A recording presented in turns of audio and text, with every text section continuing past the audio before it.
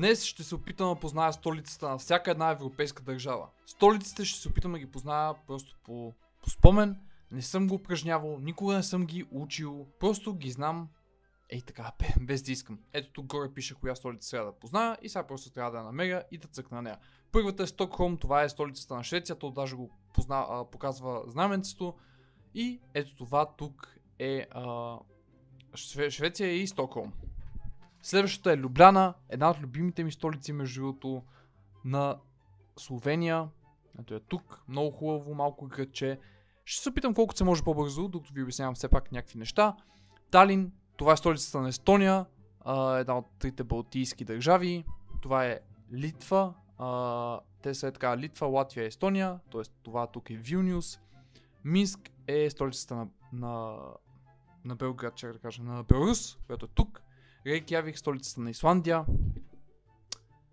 Това е Дания, Копенхаген. Мадрид е Испания. Чакайте, че съм малко цъкна на Франция. Берлин, Германия. Прищина, как се казва? Това е на Косово. Тук е Косово, да, добре. Загреб е на Хърватия, ето е тук. Люксембург е столицата на Люксембург, която е ето тук. Там има 3 или 4 официални езика между другото. И градският транспорт е напълно безплатен. Валета, това е столицата на Малта. Вадуц, на български мисля, че е просто Вадуц. Това е столицата на Лихтенщайн, също много малка и богата държава. През нея може да минете за около 30 минути някъде. Между планините, между Алпите, много готина държава.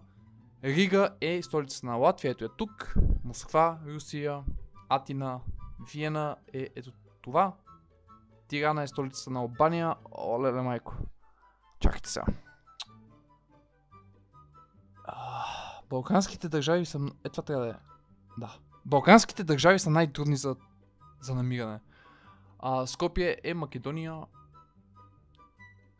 Това е Финландия. Никозия, Кипър ето тук. Кишинев, мисля, че е на български, е на Молдова. Братислава е точно, това е Виена. Ето е Братислава, те са много близо. Будапешт е на Унгария, която е ето тук. Прага е на Чехия. Това е Ирландия. Цък. Това е Рим, да. Гледах дали на тази карта го има Ватикана, ама да, няма го. Сараево е на Босна и Херцеговина, която е ето това. Белград, Сърбия, ето това. Лондон, UK. Осло, Норвегия, много ми сходи там. Брюксел е ето това. Париж, не ми се ходи. Киев, ето тук. Това е Португалия, това е Полша. Така както вървиме, остават вече 8, само още 8 и може би ще ги познава всичките. България, айде нашите, Подгорица, Черна гора, Андора, Левея, не знаех, че така се казва. Мислех, че е просто Андора, това е столицата на Андора, която е между Испания и Франция, отново много малка държава и там е хубаво. Берн е столицата на Швейцария, Сан Марино, ето тук, това е най-старата европейска държава. Монако е ето това. Букурещ. И последната Амстердам, Холандия. Пум. 100% познах ги всичките. Даже имам чувство, че беше прекалено лесно за това. В едно от следващите видеа ще се опитам да позная столиците на всяка една държава в различни континенти. Може би Южна Америка или Северна Америка. За най-накрая мисля да оставя Азия, защото там най-вероятно ще бъде най-трудно. Така че, ако имате някакви идеи за подобни игри, пишете долу в коментарите. Пробвайте и вие тази игра да видим колко ще познаете от столиците в Европа.